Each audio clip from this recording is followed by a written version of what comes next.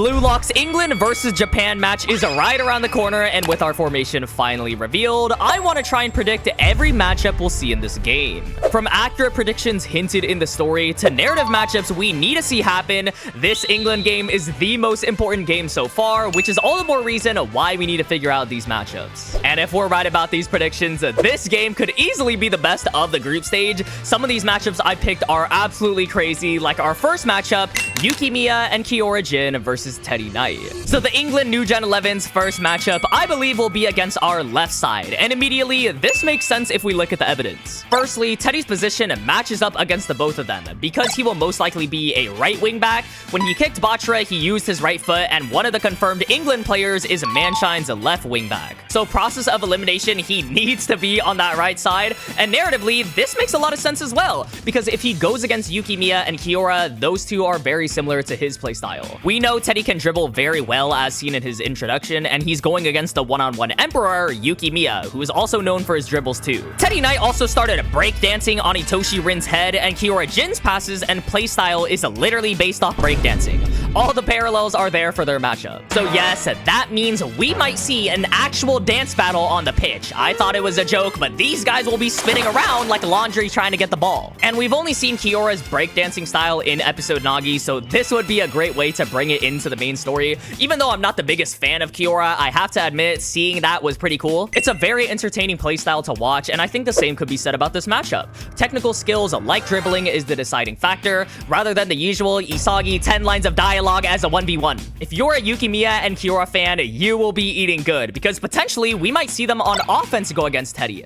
Teddy is a wingback, so he helps back on defense. That's the point of the position. I do believe Teddy's defense is part of the reason why France only scored 2 goals compared to Japan, where they scored 4. And if they do eventually face off against Teddy, we might see a Yukimiya and Kiora chemical reaction. I've seen a lot of people excited and also theorizing who Kiora will help, and this makes a lot of sense. This is the borderline match, and there's any time for Kiora to assist someone, it would be Yukimiya on the same side as him. The next matchup, which I'm personally super excited for, is actually Agi versus Ryo. Now, this one is reaching a little bit, because I won't lie, we have to predict or assume many theories to be right. First off, Agi might not even be playing for the England team. Just because he plays for Manshine doesn't mean he's English, but I feel like that would just be a cop-out from Kaneshiro to exclude him. And second of all, Agi would have to be on the left side because Ryo is on the right side in order for them to beat. Taking all of that into consideration though, I still believe this matchup will happen because of the evidence. Coincidentally, he did play on the left side during Manshine in a 2-forward formation. And now that we got the formation, Ryo is confirmed on the right, and he's also a defender instead of being a midfielder, so I think they're gonna eventually meet. We know there is beef between these two. They were fighting over Nagi. Ryo is always sneak dissing Agi any chance he got to,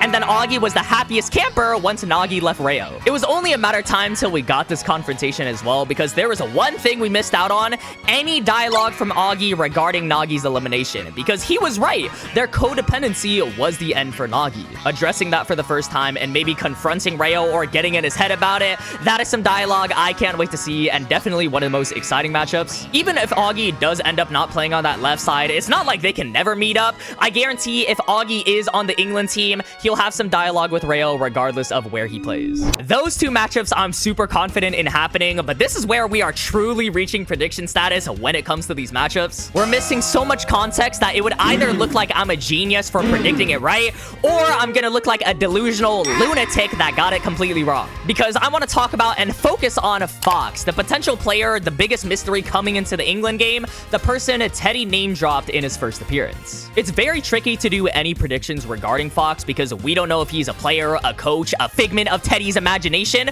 Some people even say that's Agi's full name because we don't know it. Some of these possibilities I think we can rule out, like Agi's full name or Fox being a Teddy's imaginary friend, but the theory I've been saying for a while is Fox is a player, specifically a forward. I've made a video on this, but to give you the key details, Fox may be based on the playstyle Fox in the Box, which is a forward who goal poaches. On top of Teddy calling himself a puppet, Fox may be manipulating Teddy for passes since he's a forward.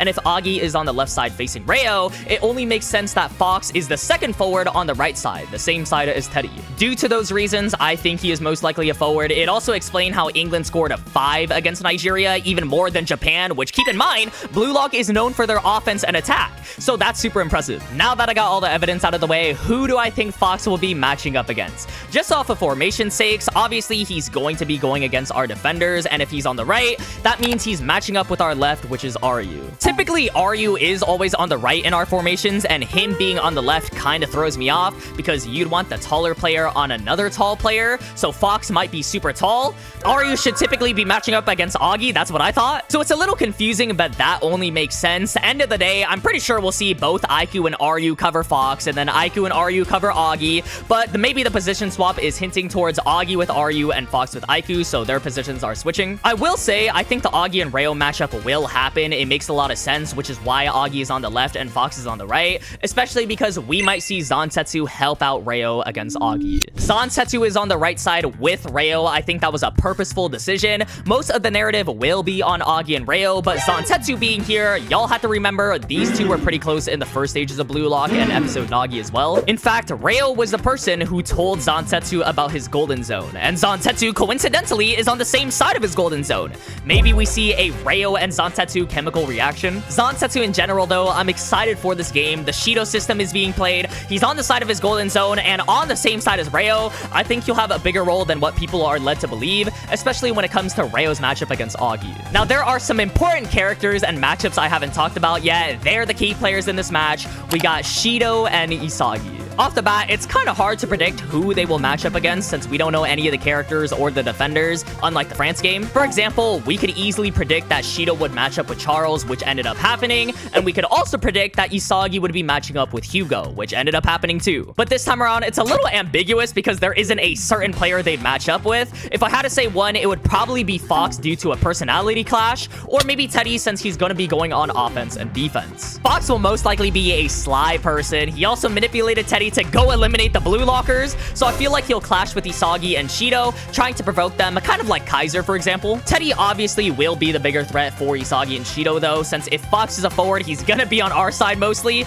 and Teddy as a wingback is crucial to both offense and defense. We also know Isagi and Teddy had some dialogue before this game, and even Teddy dropping the "without Bluelock, you'd just be Isagi Yoichi" line, so for sure, some foreshadowing. They're gonna have some matchups throughout this game. We can pretty much confirm that. I'm definitely excited to see what Teddy means by that and what perspective he offers. I mean, we did kind of get the Isagi and Hugo match pretty much that whole France game, so I do want to see Shido also match up against Teddy too. In terms of our current formation, I think those are most of the matchups we'll see, but there are a lot of substitutions on the table. You have Itoshi Rin, you have Kunigami, Chigiri, Batra, and possibly Barou. Like any Bluelock game, subs are probably some of the most important aspects of it, so it's just right to go over them. I think with Rin being hinted at to join in the game, he would also face off against Teddy, and that also has a lot to do with their characters. Rin in the past has been known as the puppeteer, and Teddy is known as the puppet, so just those parallels. Me personally, I think Teddy is being puppeteered by Fox, and that's my theory, but this is a pretty solid theory too, and it's such a coincidence that they both have to do with puppets. My Go also needs to get his get back from getting a little broed in the chapters before, so I think if he does play, we'll eventually see that matchup. Now, in terms of other subs and what I think is the most exciting matchup, I do think Kunigami, Batra, and Chigiri will be subbed on, giving us an egoist 4 chemical reaction. We know all three of them are on the bench at the same time, but they are a perfect replacement for the characters here. Yukimiya, I think he will get tired, his eyes will come into play, something we haven't seen in the manga yet besides his backstory. Zantetsu will probably get tired too, which Chigiri can fill that spot easily, and Batra can be right next to Isagi if Hiyori gets subbed out since he had a lot of shine in the last match. I would be so hyped to see an egoist 4 chemical reaction. I don't even think words do justice how excited I would be. I think this is the community's most hyped up chemical reaction since we haven't seen it in so long, literally the first selection. And it would be such a missed opportunity if they didn't do it. This is the first time only Isagi is on the pitch. So imagine the panel or chapter of the 3 boys joining him. That would be generational. Not only that, I think the narrative gives a lot of evidence too. Chigiri played against Manshine, so it makes sense that he's here. Batra got kicked in the face by Teddy, so give him his revenge and give him his get back. And Kunigami is just there. Every chapter before the England game started too was about origin origin or being reborn and ego, we're going against the motherland of football, so it only makes sense that we're taken back to the beginning with the players that started it all for Bluelock. And this game has a lot of parallels to the Team V versus Team Z game in the first selection. We needed to win in order to qualify, and if Augie and Fox are players, they will have a deadly trio alongside Teddy. So we potentially might see the Egoist 4 go against the trio of Augie, Teddy, and Fox. That would be a great callback, and if it does happen, 100% the most exciting match. That blows everything out of the water, especially if Shido does stay into the game. We see Shido and Kunigami playing together. I know some people are excited for that too. Kunigami does need to confront his past since he's playing alongside Shido. Again, the first time that has happened. Confronting his past, factoring the Egoist 4 in, and this game is all about ego. Kunigami returning to be a hero. I feel like all the signs are pointing towards that. I would love to see it. Low-key, I do think I'm putting a little too much trust in Kunigami getting development. That boy hasn't been developed since first coming into the NEL and has been abandoned up until this point. So we'll see what happens. Regardless though, I do think the Egoist 4 will sub in and go against the fish and chips trio of Augie, Fox, and Teddy. And that about wraps it up for my current predictions. I know I'm missing a lot of substitute players, but this is where y'all come in. Who else do you think is getting subbed on, or any matchups we might see? Will Barou play? Will other players get their time to shine? I wanted to make this video very quickly since it's break week, as well as these are the final predictions before everything is revealed in the next chapter. So this is the only time we can say anything before it's confirmed. We're low-key aura gambling here. If we're right about England's team and their matchups, then that's good. And if we're wrong, then yeah, everyone's gonna say this aged like milk. I feel like with all the evidence that has been provided, we can get pretty accurate with it.